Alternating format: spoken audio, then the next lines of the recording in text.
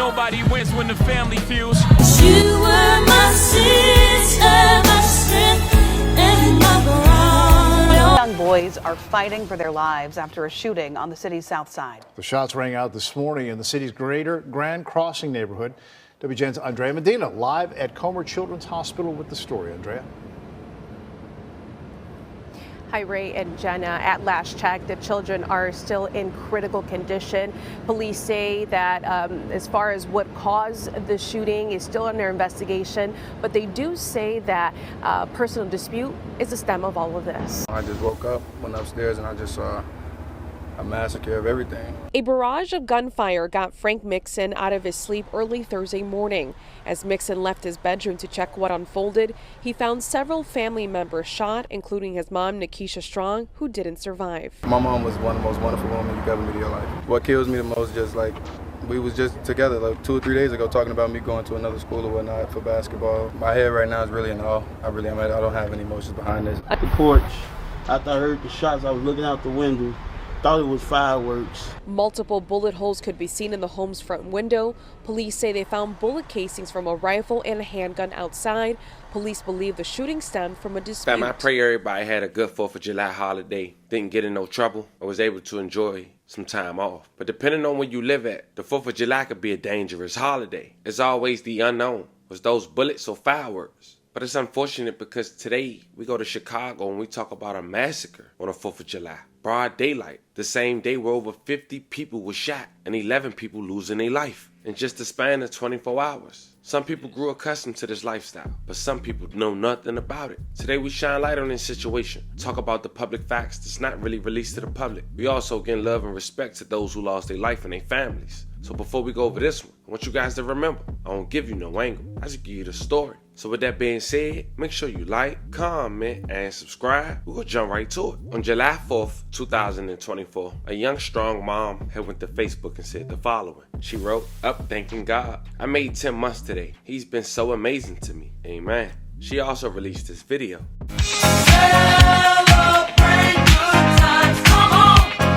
But through her journey, this young mom would get the toughest challenge ever just hours later. Local reports had mentioned 5 family members were hit when multiple shooters had opened fire on the greater Grand Crossing home. And some people asked, the 4th of July hasn't started yet because they wasn't even up at this point. This incident happened at the crack of dawn. At around 6:15 a.m., officers responded to a ShotSpotter gunshot detection alert as well as 911 calls. Found the woman ages 42 to 24 along with the children ranging in the age of 5 to 8, all wounded inside the home. This home was located on the 7100 block of South Woodlawn. This home was last sold in 2011 for $138,000 and have 9 people that's registered to that address. And some of those people had kids and grandkids to say the least. So when this incident happened, the family grew in concern to know who and why.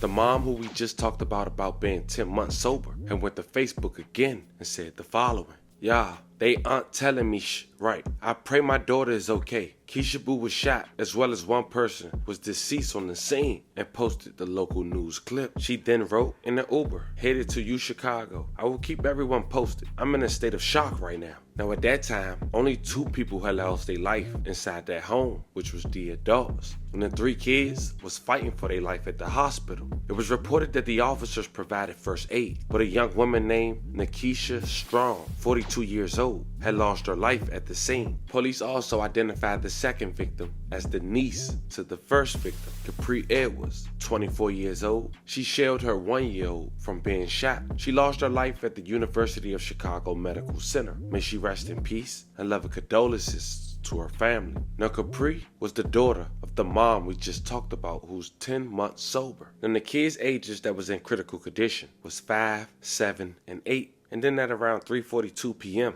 the grandmother had posted her grandbaby, which was her daughter's son, on her Facebook with the caption, "You see what you MFs did?" and then shot up my other grandson multiple times, his chest, stomach, and leg, and 1 shot through his ear. I want the world to see how y'all effing up people's lives. But the following morning, the 8-year-old unfortunately wouldn't make it. He succumbed to his injuries. May he rest in peace and love and condolences to his family. But right before getting that information the following morning, the 10-month sober mom had went to Facebook and said something that made me want to give her a hug. I bet you one thing I ain't gonna do, and that's use, cause it won't bring my daughter back. But I will say this today, I made 10 months, and today I lost my firstborn. This is the ultimate test God is putting me through. And guess what? I'm gonna get through it and have a heck of a testimony. I know this for sure. I'm not using no matter effing what. So devil, you tried it and you lost again. Also, victim services are on scene here for those involved, including the family and area residents. So unfortunately, on this holiday morning, we find ourselves at the scene of another tragedy. We're in the 7100 block of South Woodlawn, where about 6:15 a.m. this morning, officers responded and were alerted to shots fired. They arrived, they found multiple people shot. Investigation reveals that includes a 42-year-old female, a 22-year-old female, 3 tender-age children, which range from ages 5, 7, and 8. Officers immediately rendered first aid, which included tourniquets, pressure bandages, and CPR. Investigation reveals that 2 vehicles pulled up into the area, multiple subjects exited those vehicles and fired at this residence. Multiple shell casings were recovered from both a rifle and a handgun at the scene. That investigation is ongoing. Area 1 detectives are on the scene and working with the officers here. It appears that this started from some type of personal dispute, but all this information is very preliminary at this time. Anybody that has any information can contact the 3rd District, or they can contact Area 1 detectives. Any questions? Now, neighbors were saying that they saw some of these suspects actually in ski masks on the front porch, like knocking on the door. Is that what officially has been said now? Not officially. The investigation is ongoing, but that coincides with multiple subjects approaching the house. What is this what type of dispute does this stem from, and when did that dispute happen? That's under investigation too. We know it's personal. We don't know what it's about. We don't know if it happened just today or if it's ongoing. Deputy Chief, do you have a description of those 2 vehicles, the suspect vehicles? We do, but I'm not quite ready to put that out yet, and the investigation's ongoing. We're working on plates and using video surveillance to try to identify these vehicles. Now, of the 5 people that you mentioned, the 2 adults and the 3 tender-age children, are any of them deceased?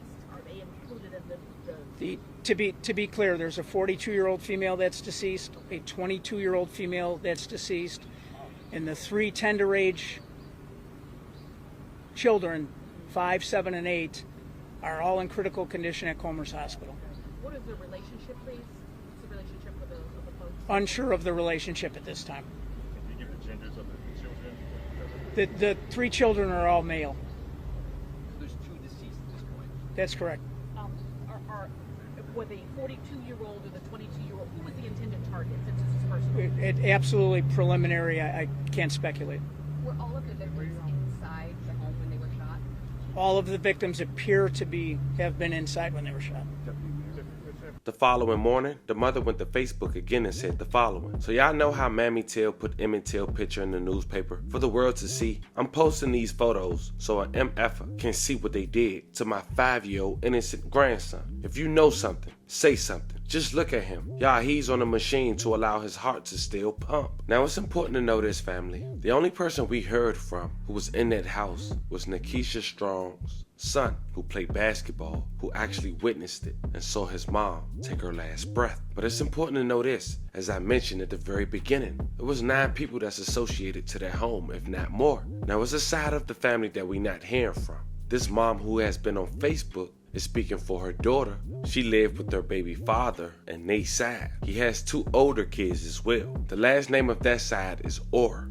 Now, I'm not going to disclose nothing else until the police do, but we still have yet to hear from them as well. But I want to make light of a post from a family member. She wrote, "I woke up just wishing all this was an effing dream. It hit different when it hits home. I can't believe this They was innocent, little bum-ass bastards. Hashtag justice will be served." Now we all know that was a targeted attack, and we all know it was for someone inside that home. We just don't know who, but we probably can agree. We find it strange that all those people live in that home, and the most vocal is the mother of one of the deceased and the son of one of the deceased, not the other side who owned the home. Latest. Good morning. Since the holiday, a series of shootings have occurred across the city. Roughly 49 people have been shot and 9 have been killed, including a child.